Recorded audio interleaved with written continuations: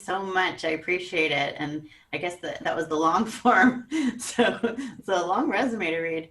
Um, anyway, thank you so much for having me today. What I'm going to do, that the presentation I'm giving you today is Southeast Alaska by the Numbers. It's a document that I've put together. I'm on year 9 for doing this for Southeast Conference. And so I've asked Robert to give a little bit of an introduction to Southeast Conference before we launch into Southeast Alaska by the Numbers. So Robert? Okay, good morning. So what I just want to do is just do just a real quick, did I get the right screen up there for my overview, Meilani? There's too many screens open there. Excellent. So good afternoon, everyone. And, just for a little context, that an award-winning document that that Charlie mentioned, is something that is we're very proud of, but it's also was very well utilized in the region. And it's something that's a product of what our regional business leaders put together. Our survey, we had like 460 respondents when Meilani kicked off that plan's or the genesis for beginning that planning effort. We had like 1,100, I think, comments that kicked things off, and it's a year-long process. So she'll get into that a little bit more, but we just had our annual meeting just a few days ago, with a real focus on the economic climate of the day and resiliency efforts that we need to really embrace going forward. We had 244 registered, and it was a great turnout, good content. I'd encourage you to go to our website. We did record it, so those presentations are online.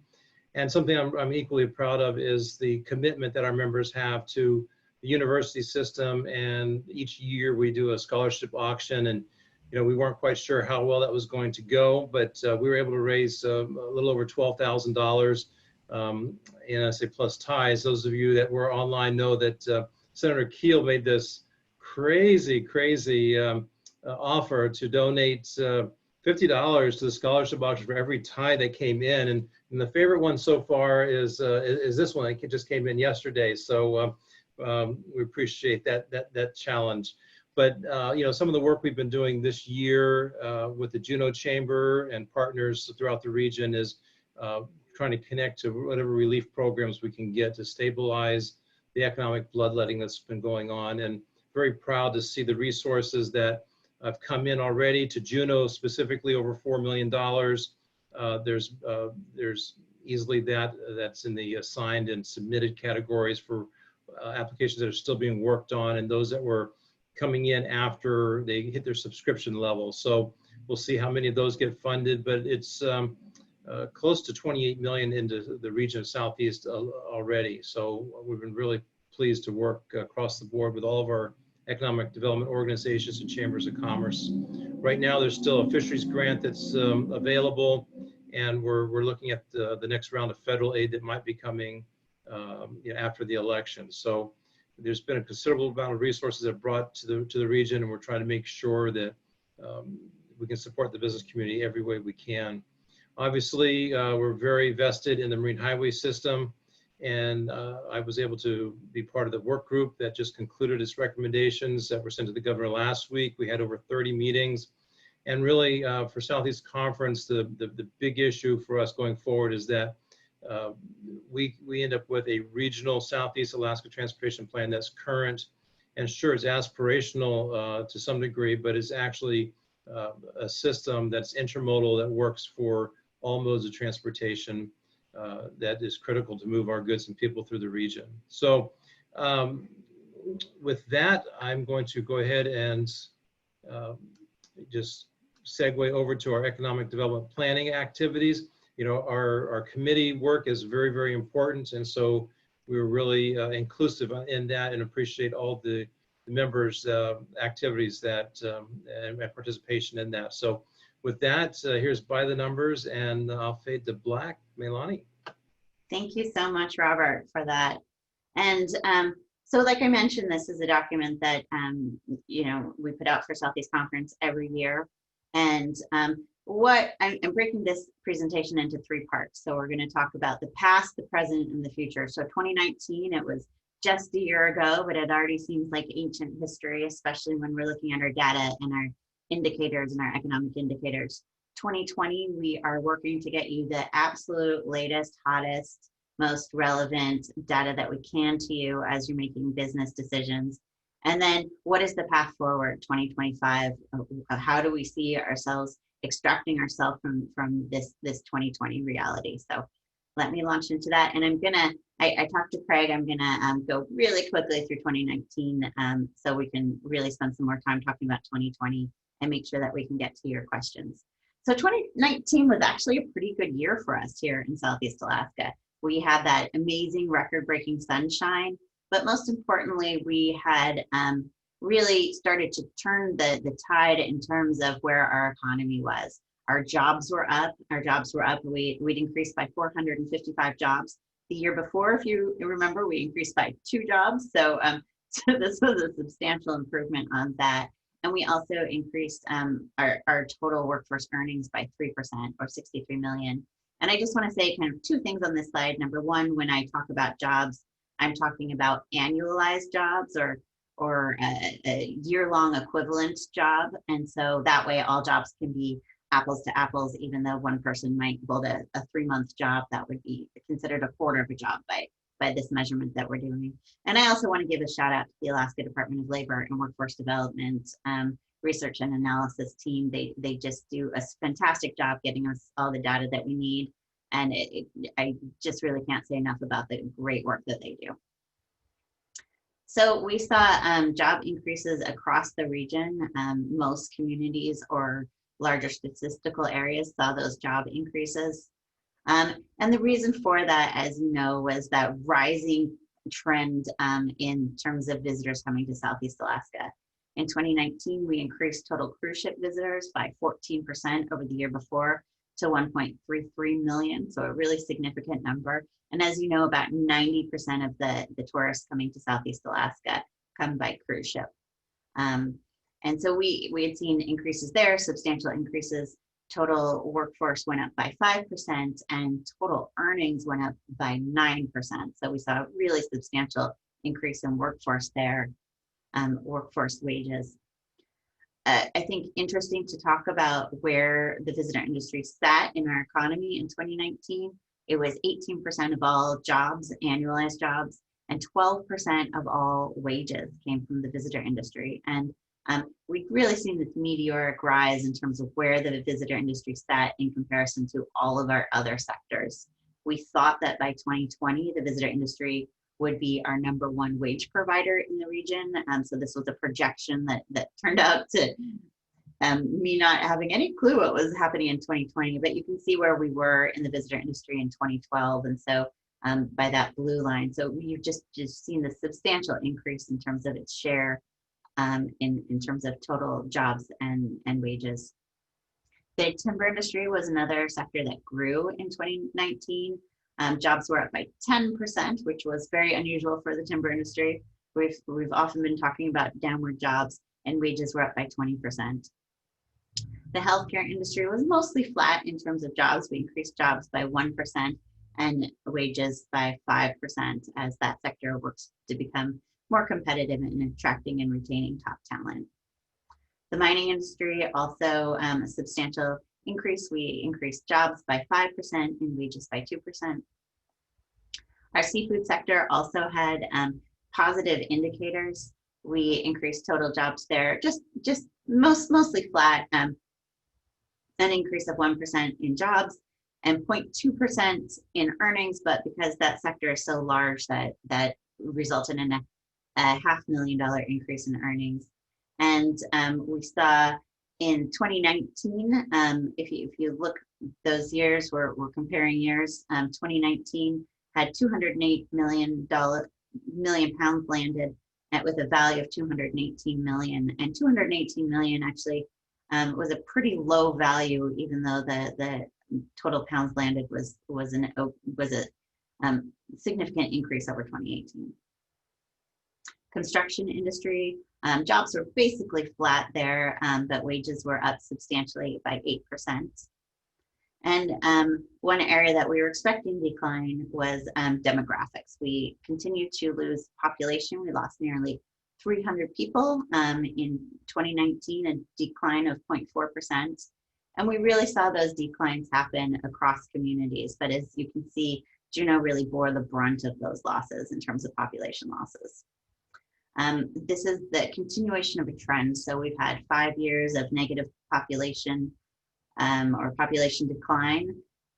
We've lost more than 2,000 people across the region, a decline of 3%. And most of those losses, more than half of those losses, are out of Juneau, and that's due to the continuing cut of state jobs in our capital city.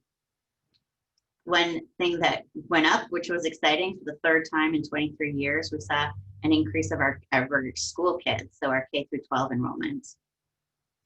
And then so mostly positive indicators until we get to government. And we really saw a substantial decline in terms of total government jobs, a decline of 3%, more than 150 workers. And but wages were basically flat and even up a little bit. So still some good news there. We've also seen cuts to state services, especially of interest to Southeast Conference and Southeast Alaskans, is the decline of ferry service. So if you look from 2012 to 2019, the number of people riding the ferries in Southeast Alaska has decreased by 49%. This isn't a lack of interest. This is because of service cuts, and then also due to an increased number of maintenance stoppages due to not keeping up with those maintenance requirements. Okay, so we've made it to 2020. We've gotten rid of our ancient history of 2019. So 2020, the year we never wanted. And before I get into COVID, I want to talk a little bit about what happened other than COVID in 2020. So it actually started off okay. Between January to March, we had a really good first quarter. We added about 200 jobs in the region, and it seemed like we were going to continue to build off that positive trajectory of 2019. There were some pre-existing conditions to our economy in 2020 that aggravated what happened next when it came to COVID. The first pre-existing condition is our state fiscal crisis. This is something all of you are very well aware of. This is a slide you've seen from me before. We've been heading towards this fiscal cliff, this state fiscal cliff, for a while now, as oil our average daily volume of oil is decreasing, and the prices were up for a while, but you can see in 2020, I highlighted in yellow for you, prices have been down, and not only have they been down, they went way down. They went below zero. That wasn't something I thought could ever happen, but we did have a brief period where the price of oil was below zero, which radically impacts our ability to our state fiscal situation. So what we've seen in the past 7 years going through these price shifts on oil is that we came into this crisis with really strong savings, and over the last 7 years, we have spent $17 billion from our savings account in order to balance the budget. And so now we're going into this crisis with a mostly depleted savings account, which is obviously a significant problem. So what this means is that our Constitutional Budget Reserve Fund is expected to be depleted in FY21. The enacted budget for FY21 results in a very significant budget gap, and even without PFD payments, the state will not have enough cash on hand in its primary savings to cover the budget deficits. Alaska, as you know, has no sales tax, no property tax, and no income tax. And while there has been discussions in the legislature to consider various revenue-raising proposals, none have been enacted. The permanent fund now pays over 2/3 of the state's general fund revenue, so replacing oil as the primary driver. What this has meant for Southeast Alaska is just the continued loss of state jobs, especially in Juneau. Most of these jobs cuts are in Juneau. So we've lost 1,130 state jobs over the last 8 years. That's a cut of 20% of our state jobs. And like I said, mostly right here in Juneau. Another pre-existing condition that we came into 2020 with was tariffs. We've been having the trade war with China, which when you're in Southeast Alaska, it's not been a positive war for us. The trade war has resulted in negative impacts to our resource development or resource industries. So if you look at timber, seafood, to a lesser extent mining, we've really had some serious impacts, negative economic consequences of the tariffs and the trade war. And then we still haven't gotten to COVID yet, but we had something else happen in 2020 that made this summer and this economic year for Southeast Alaska all that much harder, and that was the seafood season. So the 2020 seafood season is being called the worst since 1976. To put it in perspective, I just asked one of my fisherman friends to give me some context. He said, you know, in a good year, we catch 4 to 5 times this year's catch. And in the best year, our best year is more than 6 times higher than 2020. And so that was just his perspective. He's got records back past 1976. And so what we see from a seafood perspective, from a salmon perspective, I want to thank ASME and the McDowell Group for the data that went into this slide.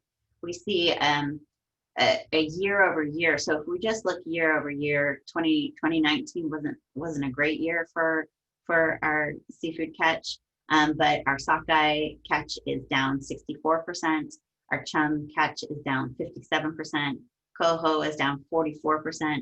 Pink, we don't do a 1-year comparison on pink because it's got that 2-year ocean cycle. So pink, we look back to 2018, which was really quite a low year for pink salmon, and we're even below that at a decline of 7%. And we didn't catch a lot of king salmon last year. It was a pretty low year for Chinook. So there's that 5% increase, but it's a pretty small component of the overall seafood catch in the region. But it wasn't just our seafood harvest. We've also struggled with seafood prices in 2020. I already mentioned that our seafood has been hit by tariffs, but we've also suffered from that global decline in restaurant demand as our restaurants across the United States closed, restaurants across the globe closed that serve our really high quality Alaska caught wild salmon and other seafood products. And so that's really driven the prices down. And also our seafood processors have spent millions of dollars in Southeast Alaska making sure to keep their workers safe and the community safe from COVID. And the high cost of those mitigation measures gets passed on to the prices. So it's been, the prices got hit in a variety of ways. Okay, so we're finally to COVID impacts. So let's just jump right into it. So if we look at Southeast Alaska economy from April to August of 2020 and compare that to April to August of 2019, Southeast Alaska has lost 17% of our jobs, which is just a massive number that's really hard to wrap your mind around. We are down more than 7,000 jobs altogether. When we look at where the most impacts have been, number one, in transportation, and that's because so many of those transportation jobs are those scenic and sightseeing transportation jobs. We also have significant decline in leisure and hospitality sector and seafood processing, which we've already discussed. At the very bottom end of the spectrum, we've seen actually no declines in mining jobs, just a couple of small loss in terms of timber jobs. Our federal government jobs, it appears to have a small number of decline. That's because this is a census year, and so there's a lot of temporary jobs there that are going to go away. So you're going to see that impact to federal government go up. And then healthcare, finance, and construction have seen the smaller level of impacts. One thing I wanted to understand is how Southeast Alaska was doing compared to the rest of Alaska. So if you look at Southeast Alaska, we've lost 17% of our jobs, and that's by far, we are by far the hardest hit across Alaska. And, you know, really, I think one of the most hardest hit places in the United States in terms of a region. Anchorage, Matsu, minus 11%, Interior, minus 10%. These are huge numbers, but just not as big as the impact that we've had. As a consequence of this, we've had 6 communities so far declare economic disaster areas, or actually request that their communities be declared as economic disaster areas, including a request for the region as a whole. So we've seen Wrangell, Petersburg, Ketchikan, Sitka, Hoonah, and Haines. All of their assemblies have passed resolutions for economic disaster declarations, and I think Juneau's pending, and I think a number of other communities are also pending in this disaster declaration. When we look at the visitor industry, we decided it would be a fun activity in 2019 to project what the 2020 visitor season was going to look like, because we thought we had all the numbers and had a really good sense of what it was going to look like. We expected 606 cruise ship voyages, 1.4 million cruise ship passengers, and we thought all the tourists coming to Southeast Alaska, they would spend nearly $800 million across our port communities. What we got was 2 cruise ship voyages on very, very small cruise ships that were already home ported here in Southeast Alaska.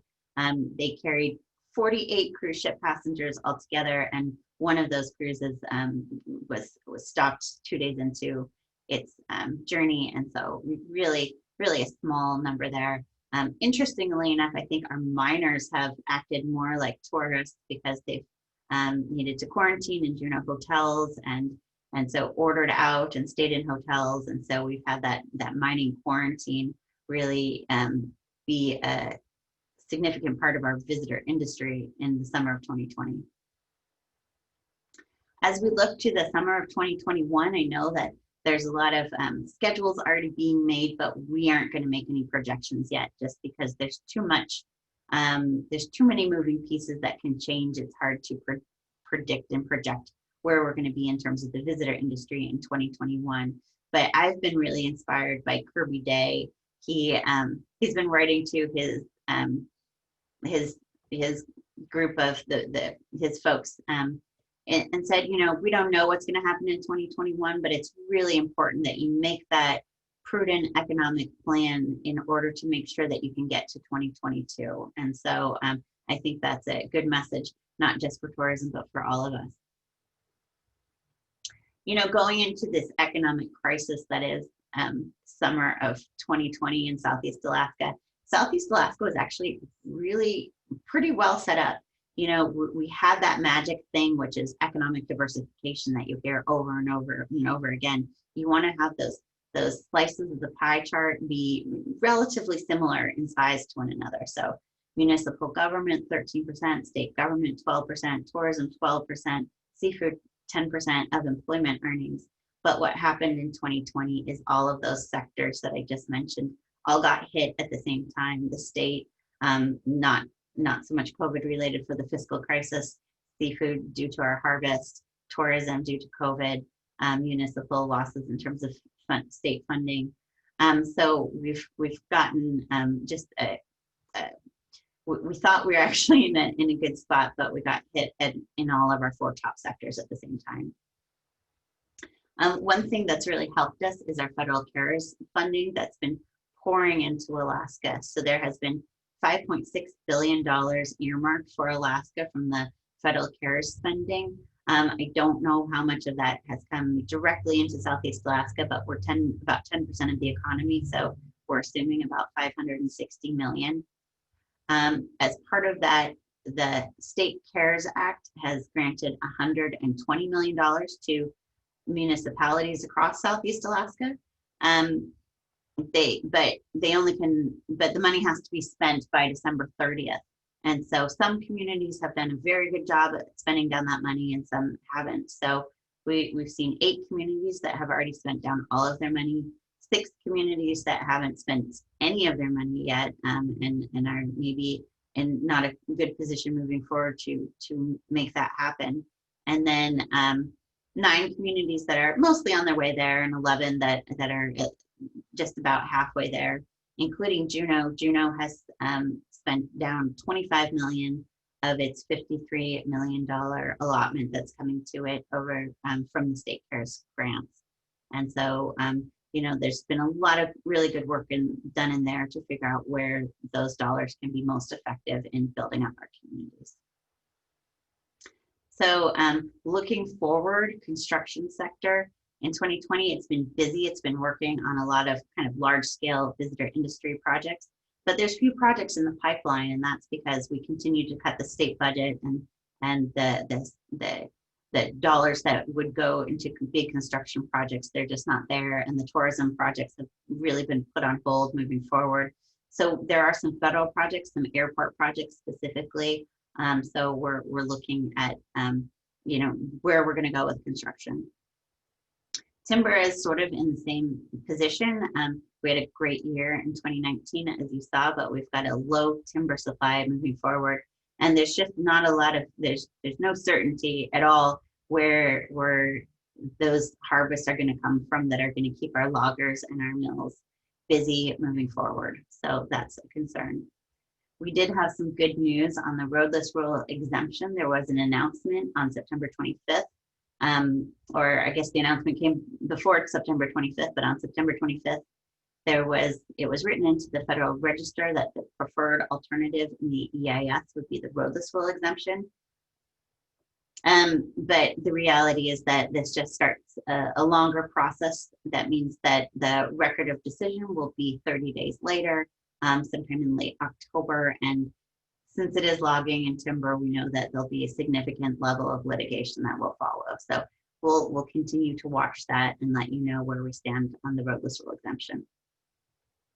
Mining is something that we've done that has been really good for our region and a real stabilizing force in 2020. What we often see is when you have economic insecurity nationally or globally, you see those metal prices across that spectrum go up, those metal and mineral prices. And we finally hit, we surpassed the $2,000 ounce of gold in August. In October, and our average is 1,900 for gold. I just picked out gold. We've got lots of different commodities in Southeast Alaska, but we expect that those levels to continue to rise. And we also have, you know, I meant to put together a slide. We've got some really exciting and interesting mineral exploration opportunities that are happening right now in Southeast Alaska that had been stalled for some time, looking for financing, and those are all moving forward now. And there's some really interesting things happening there. Healthcare is another area that's been positive in 2020. In the beginning, there was concern. People weren't going to appointments. They were canceling appointments and leaving some healthcare workers with little to do. But because of our really high caliber, larger healthcare providers, they've been able to redeploy some of those underutilized healthcare workers to become the COVID testers, to become the contact tracers, and make sure to use everybody to the highest extent possible. So this is a Juno slide.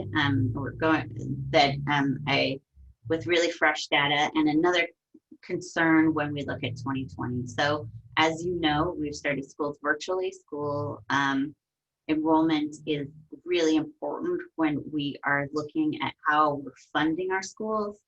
And in 2020, school enrollment has been down significantly across Southeast Alaska.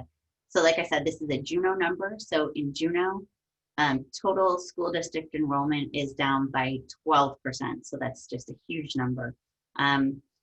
If kids go to Homebridge, that's a homeschool that is through the Juneau School District, then the school districts get some of the funding, but not all for those kids. And so if you look at Homebridge and homeschool, and we don't know, maybe the kids moved out of town, there's 1,000 kids that didn't show back up in the school classes this year. So this could have a potential major impact on school funding unless the legislature chooses to hold schools in Southeast Alaska, in Alaska, harmless.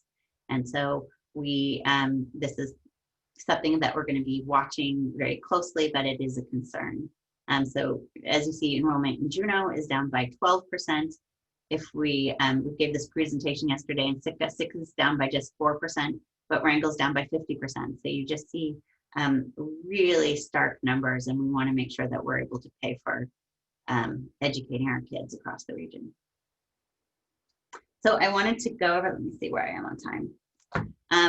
So back in June, across Southeast Alaska, we did a business survey to track the COVID business impacts.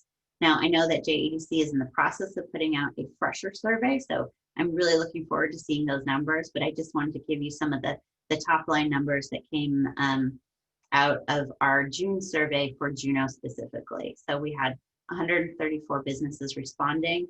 They reported that revenue in Juneau, across Juneau businesses, and this is through June, was down by 46% comparing 2020 numbers, basically the first half of 2020 to the first half of 2019. Revenue was already down by 46%. And where we saw the biggest declines in Juneau, we saw the largest revenue declines in art, in the visitor sector, in other manufacturing, in childcare, education, social services, retail, wholesale, and food and beverage services. We saw the least revenue decline in mining with no revenue decline. We asked what the risk of closure was for Juneau businesses. 19% said that they were at risk of closing or already closed their doors permanently. And another 39% said, we don't know that we can stay open moving forward. We'll try, but there's just significant uncertainty there.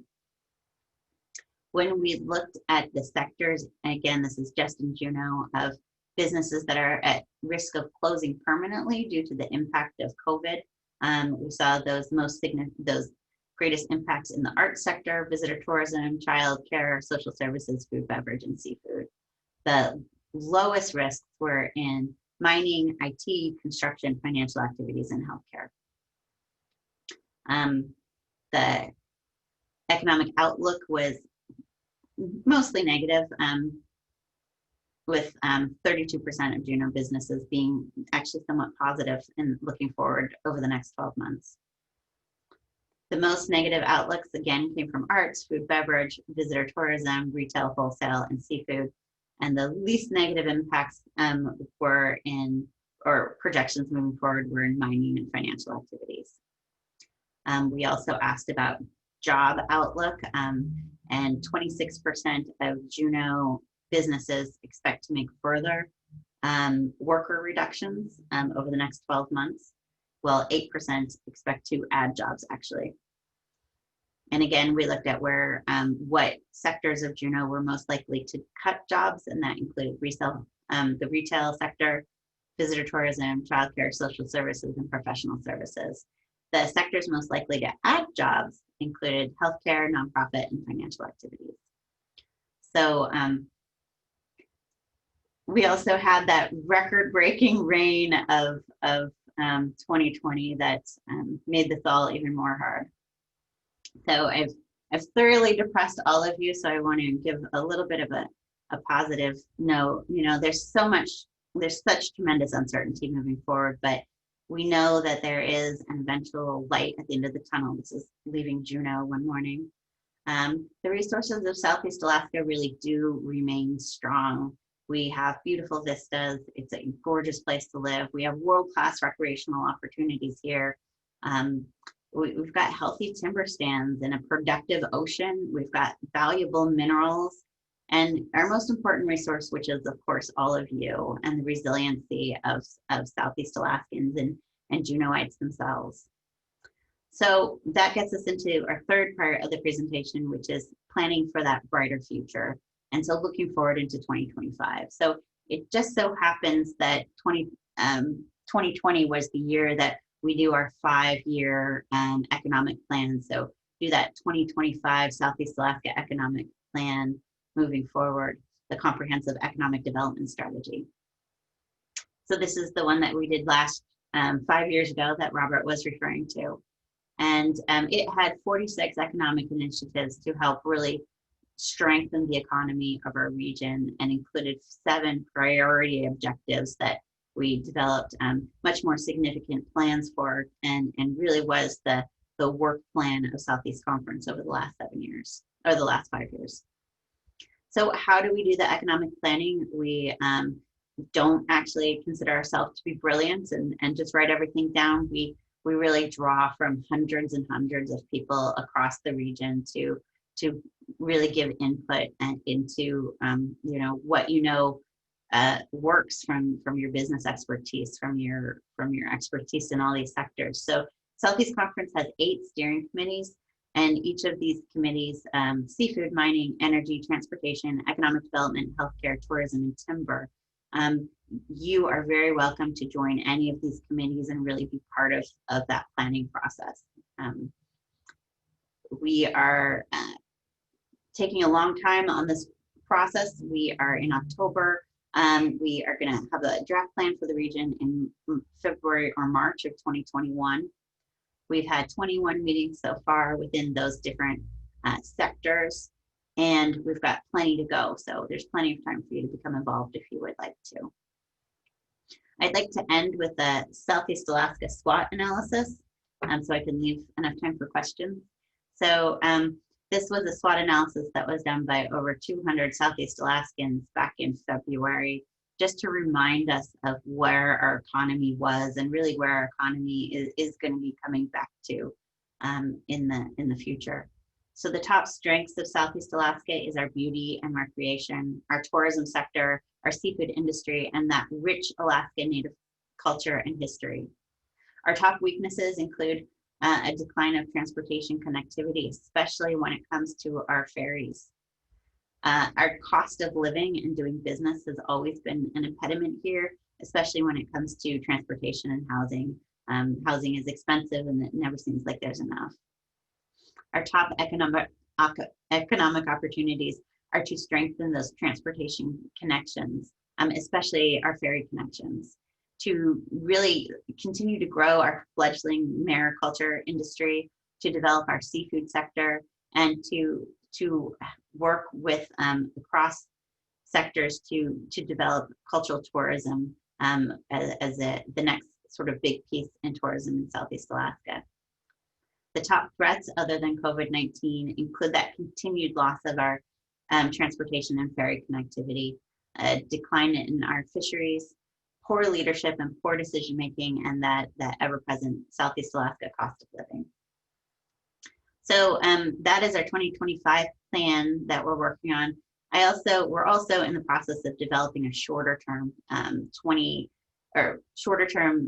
Southeast Alaska economic resilience plan, and I've completely just stolen this from Kirby Day because I like it so much.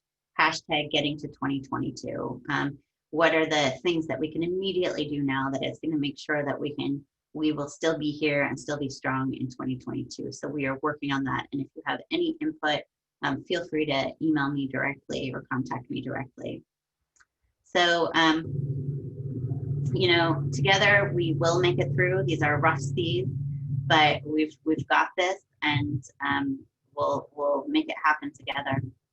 So that's where we are. You can get a copy of Southeast Alaska by the Numbers. It's on the Southeast Conference website. You can ask Robert for a copy. He will send you one. You can, oops, I'm going to stop share. All right. And you can get a hard copy, or we can mail you a hard copy. There's lots of ways to get a copy. So that's it. And I think we left enough time for questions, hopefully. So thank you so much for listening today. Thank you, Meilani. That was a great presentation, lots of information, and we have one question up there, and I'm hoping some other folks will put some more questions up. We usually get at least a couple of crystal ball questions, and I enjoy those the most. So don't be shy, audience. Go ahead and ask your questions in the question and answer box, and we'll get to them. So the first question: do the employment numbers include fishermen, both permit holders and crew members? Okay, so that's a two-part answer, because the employment numbers.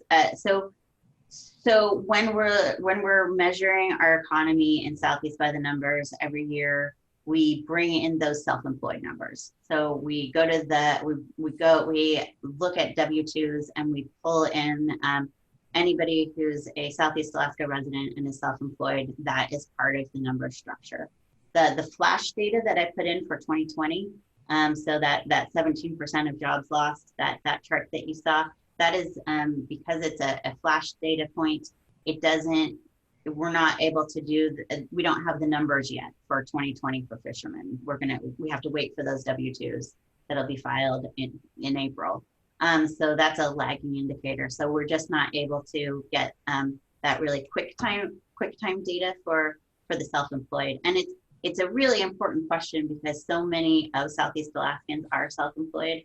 And so it's a big number to be missing. And so we always make sure that we get it when we're doing the big sector overviews. But we are having to rely on our survey data to get that, to make, when we're including everybody in the up to the minute 2020 numbers. Great. Well, we have another question up there, and I think I can probably answer this. Marianne, at the bottom of your screen, there's a participants tab. Click on that and then click on attendees. I think that's what you're looking for. And if not, go ahead and restate your question.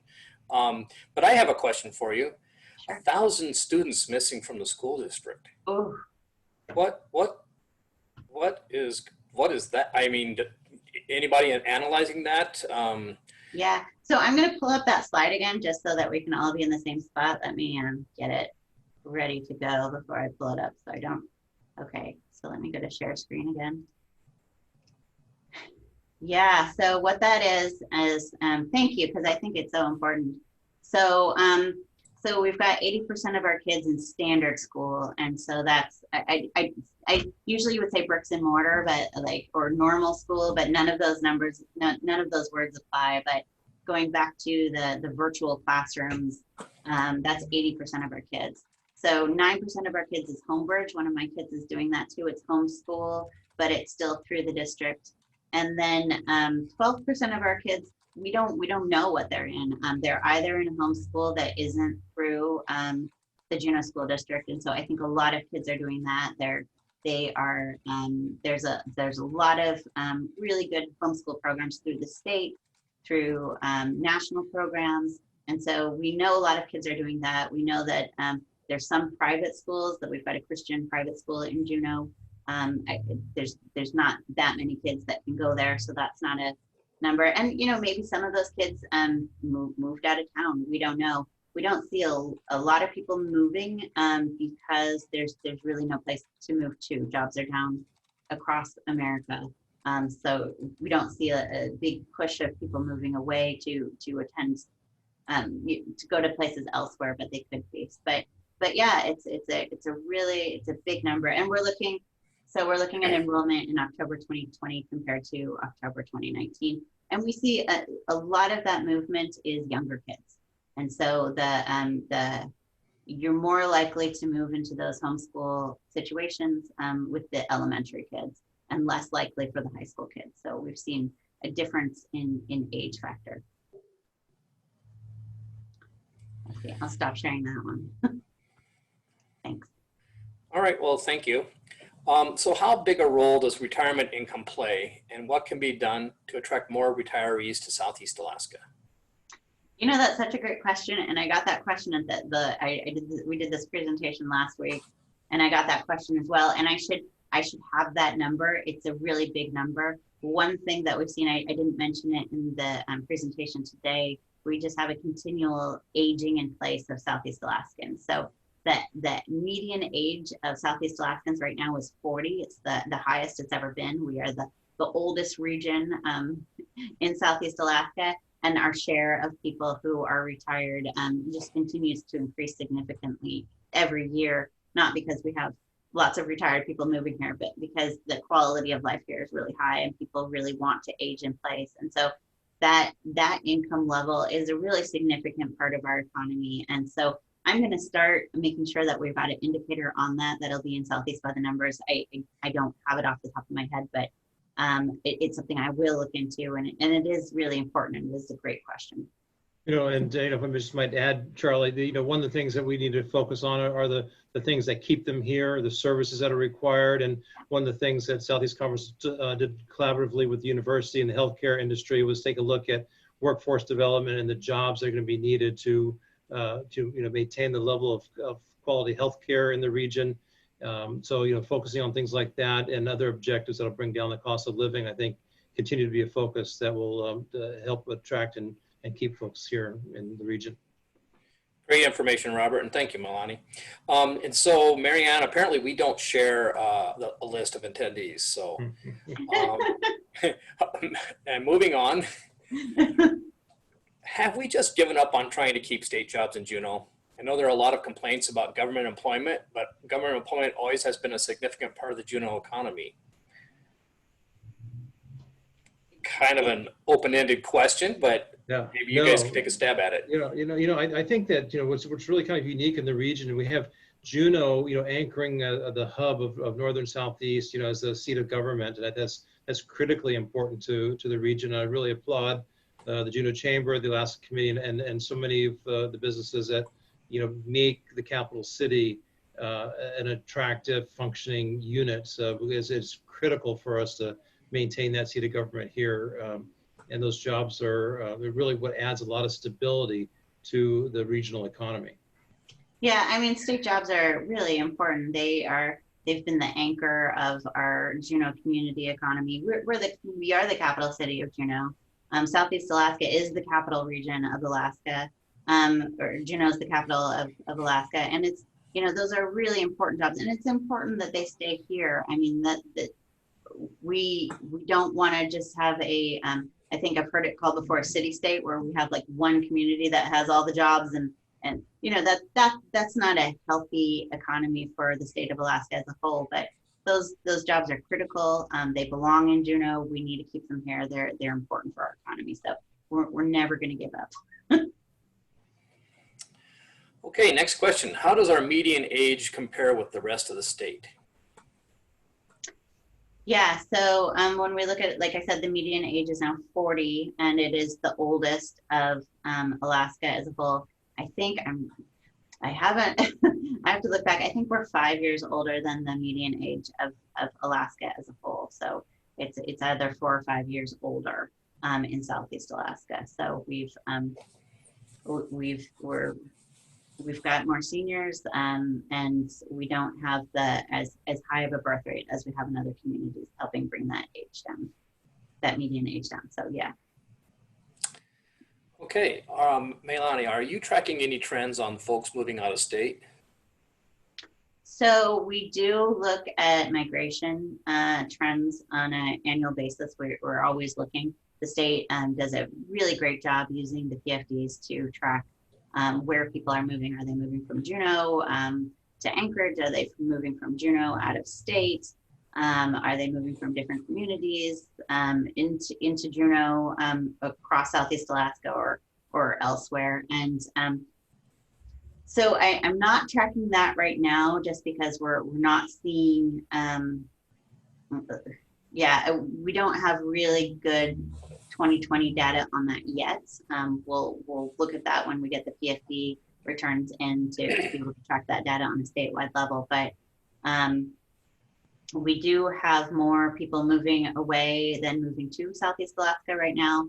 But that's been that sort of longer term trend of losing that state job and losing those talented people. Those state jobs that you mentioned before, they're not just individual jobs. Those are the types of jobs that end up being the cornerstone of household economies. So when we lose those jobs, we tend to lose the kids and the families that go with them. So we were just on the cusp of really changing those migration patterns, I think, until 2020 hit. And it's so hard to know how that's going to impact migration patterns, because like I said, there's not a huge threshold of jobs in other places to go to right now. Okay, so our next question, I don't know, it's not really a question I think you'll be able to answer, but maybe you've heard something that I haven't. I've heard nothing but negative about funding for the pioneer homes in the last year. But the question is, many Juneauites have had to move to Anchorage to go to the pioneers home because there's no place for them to go in Juneau. If you've lived in Juneau most of your life, and if your family still lives here, it's hard to see your family and friends moved. Have you folks heard anything about enlarging the Juneau Pioneer Home, or any funding that might come forward to make some opportunity there? As you mentioned, Charlie, it's hard to imagine in this fiscal climate, the state of Alaska being the solution to any problem. This is very much an issue that needs to be addressed. But I think the private sector is going to be more of the solution set. The question is probably larger than enlarging the Pioneer Home in Juneau. But where can we grow those facilities and services to keep our seniors here in town? I know. Being from Haines, that was a critical issue, and facilities were built there at the assisted living and the veterans home. And I see capacity growing here in Juneau as well. So I really think the need is real and valid. My own father had to leave Juneau to go to a different assisted living home somewhere else in the state because he was 5 years on a waiting list. So it's very much a critical need. I think we need to work with the private sector to lower those costs and create the capacity to meet that need. Right, and I think the Assembly just recently helped the private sector over at Vintage there. And if Beth wants to raise her hand, if she'd like to comment, we can allow her to comment on that. Beth, if you can hear me and you want to talk about it, raise your hand. Otherwise, we'll just move on. Yeah, just as she's doing that, Sue Douglas has been really at the forefront of that effort to increase the capacity for assisted living and different levels of senior living housing in Juneau. It's been a tremendous effort. We have gotten a chance to support her on that larger process. And we looked at it, partly looked at that during our major healthcare study that we did of Southeast Alaska last year. But of course, keeping those seniors in Juneau, there's a whole funding stream attached to the money that they would spend at the senior, to be at this assisted living facility, to the money that they would spend locally. These are good. It's good to keep our seniors in Juneau, but it's also a big economic impact on our community. So it's a win-win-win across the board to make sure that we've got adequate housing capacity to keep our seniors here and close and in Juneau, because Southeast Alaska is the best place in the world. So of course you're going to want to live here as you get older. So it looks like Beth has raised her hand and now she's unmuted. Beth, can we hear you? Yes, can you hear me? Yes, we can. Thanks for the question. So the specific question is, we would probably not look at enlarging the Pioneers Home because that's a state agency and it's not our agency. We are working with the Vintage Park people. Unfortunately, like many businesses, they are having a little cash problems in the middle of the pandemic. And so we're waiting for them to become a little more, have a little more cash so they can proceed with their project. But as far as I know, it's still on plans, just delayed a bit. Great, thank you, Beth. Thanks for jumping in there. I knew that something had happened along that way to assist the private developer over there in Vintage, and glad to have an update on that. So thank you. Well, I'm not seeing any more questions. Anything else that you, Robert or Meilani, you would like to comment on? One other thing, is kind of related to all this, because a lot of the funds that help support these type of services do come from the federal government. A lot of that is based on program that is formula driven by population. We're looking at population losses already. Redistricting is going to be a huge thing. It's so critical that we get everybody counted during this census. So, to just do a shout out for, I know that the countdown is winding, towards closure on that. Anything and everything we can do to make sure the few of us that are remaining here get counted is really critically important. Well, thank you, Robert. That is extremely important to make sure that you do get counted. Those are really important to our numbers and important to all the sectors that provide help for us. Meilani, did you have anything? Well, it looks like we do have a question. Beth wants to know, with your crystal ball, how you predict the cruise ship traffic will be next summer. Oh, it's so hard because we first have to see what Canada is going to do, and we just don't have an indication of that yet. We've got, I know Rory Watt is projecting to have about half the level of cruise ship passengers that we had originally projected. So in 2021, we had originally projected 1.5 million cruise ship passengers. And so Mr. Watt is doing the city financing with an expectation of half that number, but also an expectation that if we do have a cruise ship season of that level, there may be cruise ship passengers may be a little bit more confined in terms of their activities, just to keep passengers safe and communities safe. And so that might mean that spending is more confined. So there might not be as many opportunities for that level of cruise ship passengers to spend their money across our communities. So we don't know, but that is, I know Juneau is using that as their number looking forward is about half. And then maybe spending will be below that. So it's a wait and see approach, but I think everyone's doing a really good job planning, hoping for the best, but preparing for continued impacts of COVID. All right. Well, thank you. Well, we're out of time today. And so a couple of reminders. Today is the deadline to submit nominations for the Citizen of the Year and Lifetime Achievement Awards. Please visit the Juneau Chamber website. Don't miss out on your opportunity to nominate one of your favorite people who does a lot for our community. That today is the deadline, so please download that form and do that. And I want to thank everyone for joining us today. Thank you, Robert and Meilani, for presenting. Please join us again next week. Have a great day. Be safe. Please wear your masks. We are adjourned. Thank you. Thanks.